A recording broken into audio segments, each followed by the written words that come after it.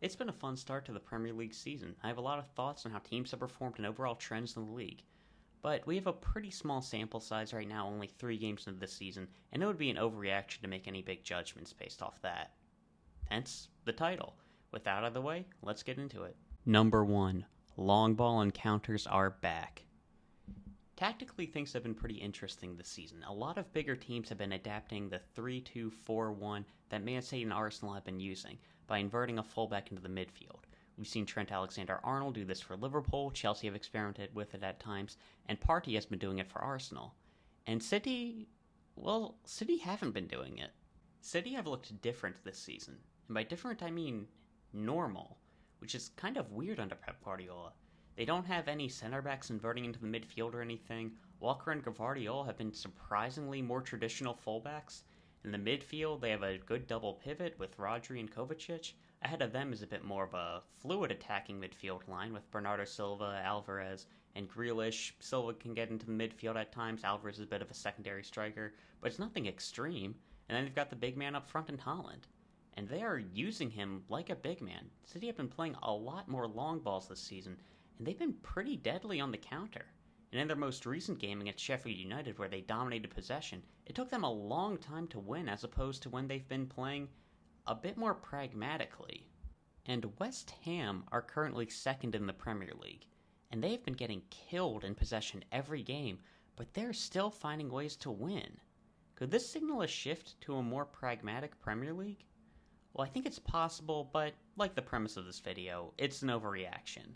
For City in particular, they are dealing with injuries to Kevin De Bruyne, and I think more importantly, John Stones. Stones was crucial to Man City playing in the 3-2-4-1 last season, and without him, they were due to change. Being a center back who can convert into the midfield is very hard to find, and he really made that position work.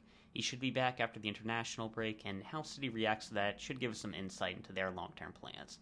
And then with the other teams, Liverpool are still in an experimental phase, figuring out what to do with Trent Alexander-Arnold. Pochettino are still figuring things out at Chelsea, and West Ham, they'll probably just fall off. Or number 2, more parity in the league. Now, Man City are dominating. They're the only perfect team left and are likely to win their 4th straight title. But outside of them, things are a lot more even this year.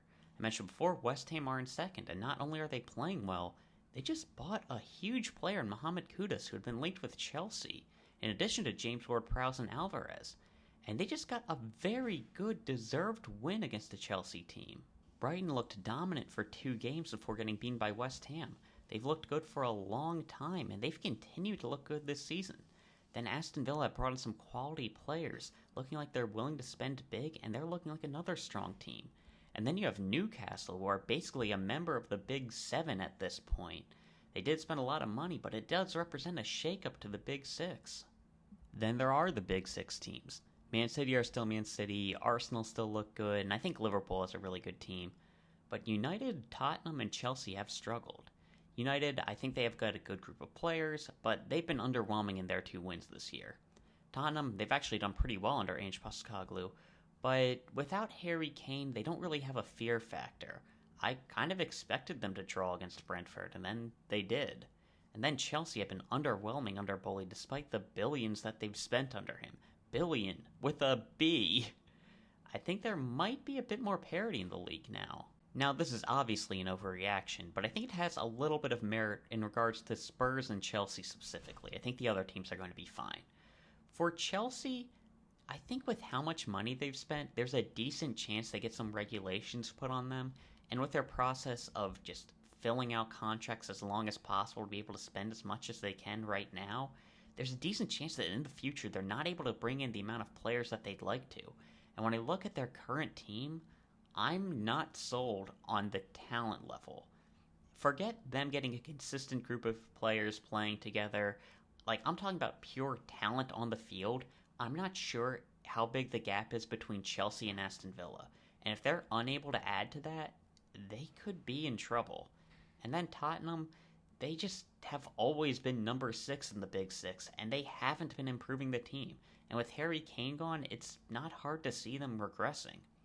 Now again, this is an overreaction. I could easily see all those Chelsea players coming together really well, and all of their young guys taking huge leaps forward, and then all of a sudden being competing for titles again.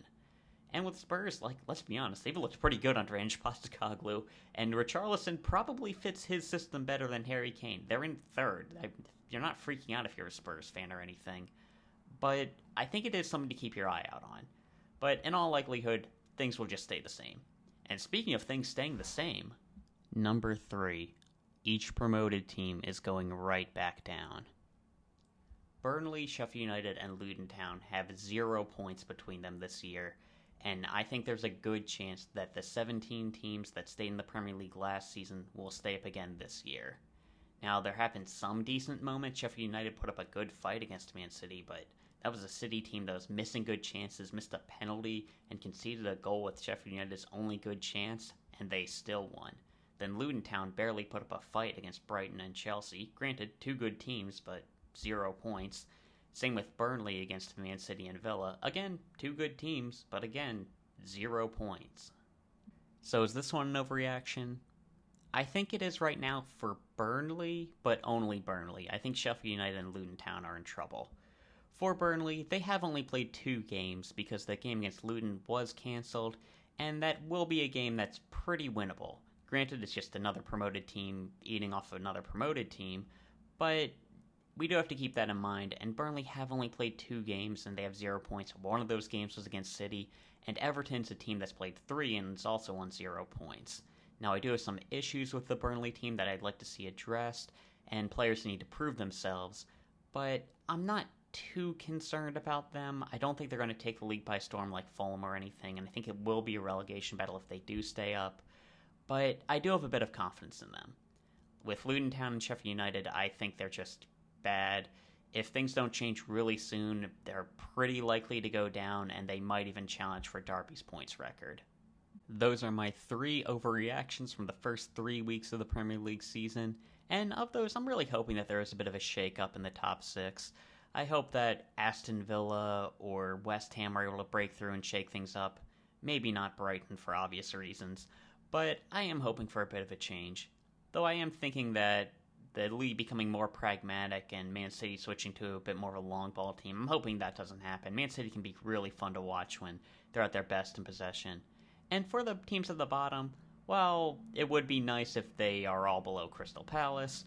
I am hoping that Luton Town are able to stay up. I've been rooting for them. And yeah, that's all I got to talk about. See ya.